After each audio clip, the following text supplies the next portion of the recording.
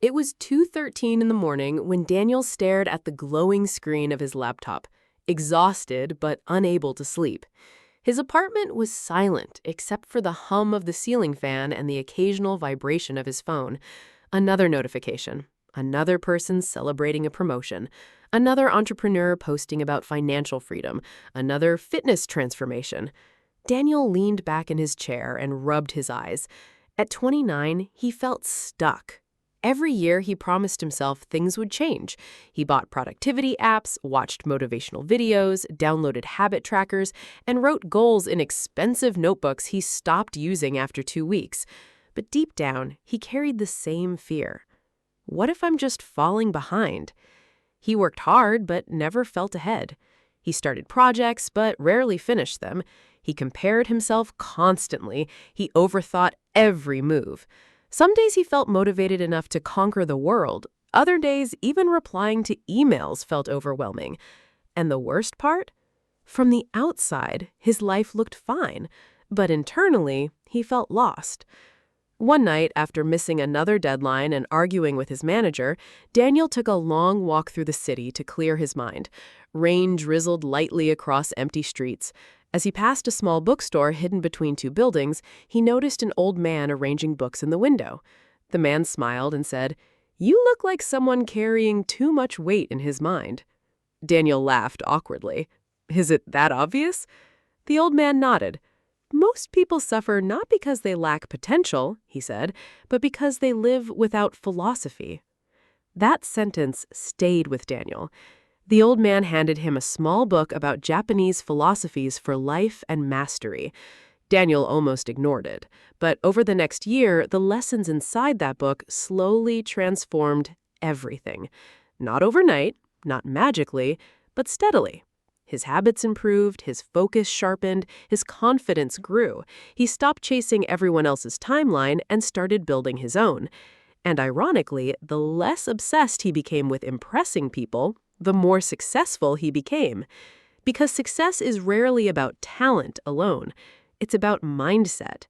And today, I want to share the 8 Japanese philosophies that changed Daniel's life and can help you get ahead of 97% of people. Not through shortcuts, but through clarity, discipline, resilience, and intentional living. Let's begin. The first philosophy is Ikigai. Ikigai means reason for being. Most people drift through life chasing goals they never truly chose. They pursue careers because society approves of them. They follow trends because everyone else is doing it. Then they wonder why they feel empty even after achieving success. Daniel realized this was happening to him. He was working hard, but for goals that didn't actually excite him. Ikigai teaches us to find the intersection between what we love, what we're good at, what the world needs, and what can provide value. When those things align, work stops feeling meaningless. People with purpose move differently. They have more energy, more persistence, and more clarity than people simply chasing validation. The second philosophy is Kaizen. Kaizen means continuous improvement. Tiny daily improvements may look insignificant, but over time, they create extraordinary results. Daniel stopped trying to transform his life in one dramatic weekend. Instead, he focused on improving by just 1% each day. He read 10 pages instead of trying to finish entire books overnight. He exercised for 20 minutes instead of waiting for the perfect fitness plan. And slowly, momentum appeared. This is why Kaizen helps people get ahead. Most people quit because they rely on motivation, but small, consistent actions beat occasional intensity every single time. The third philosophy is Ganbaru. Ganbaru means enduring with perseverance and determination. Modern culture glorifies quick results, but the truth is, almost every meaningful achievement requires long periods of discomfort. Daniel discovered this when he started building a side business. For months, almost nobody paid attention. His posts got ignored, his ideas failed. Some nights, he wanted to quit entirely, but Ganbaru taught him something powerful. Persistence itself is a competitive advantage because most people stop too early. The people who eventually succeed are often not the most talented. They are simply the ones who stayed consistent long enough to improve. The fourth philosophy is Shoshin. Shoshin means beginner's mind. It's the idea of staying curious and humble even when you become experienced. One reason people stagnate is because they believe they already know enough, but growth disappears the moment ego takes control. Daniel used to avoid feedback because criticism hurt his pride. Later, he learned to ask questions instead of pretending to have all the answers, and that changed everything. People with a beginner's mindset adapt faster, they learn faster, they improve faster. The moment you think you've mastered life is often the moment you stop evolving. The fifth philosophy is Wabi-Sabi. Wabi-Sabi is the acceptance of imperfection. This philosophy hit Daniel the hardest because perfectionism was secretly ruining his life. He delayed projects waiting for perfect timing. He overanalyzed every decision. He was terrified of making mistakes. But Wabi-Sabi teaches that imperfection is not failure. It is part of growth. A cracked bowl repaired with gold becomes more beautiful because of its flaws. In the same way, your failures, scars, and setbacks can become sources of wisdom instead of shame. People who succeed are not flawless. They simply take action despite imperfection. The sixth philosophy is Zanshin. Zanshin refers to relaxed awareness and complete presence. In a distracted world, focus has become rare. Most people live with fragmented attention. They scroll while eating. They think about work while talking to family. They consume endless noise, but rarely sit with their own thoughts. Daniel realized his mind was constantly overstimulated, so he started practicing intentional focus. No phone during work sessions, no multitasking, more observation, more awareness, and surprisingly, opportunities became easier to notice because success often belongs to people who pay attention while everyone else is distracted. The seventh philosophy is Oubaitori. Oubaitori teaches that everyone grows differently. Cherry blossoms, plum blossoms, peaches, and apricots all bloom in their own time, yet none of them compete with each other.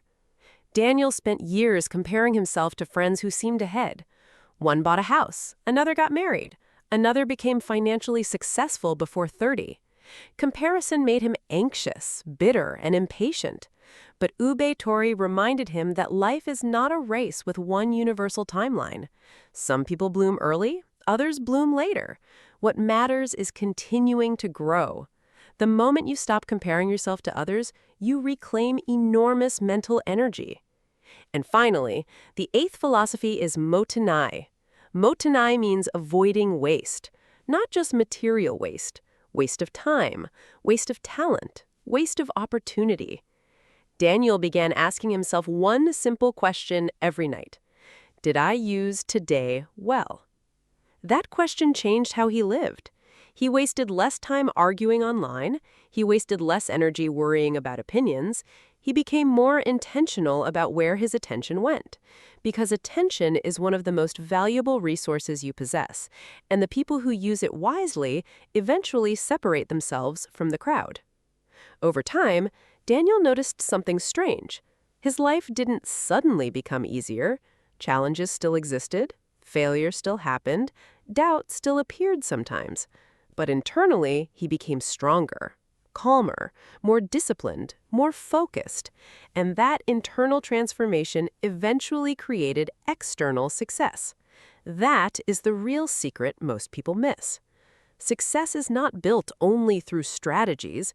It is built through identity, through the standards you live by every day. These philosophies work because they reshape the way you think. Ikigai gives you purpose. Kaizen gives you momentum.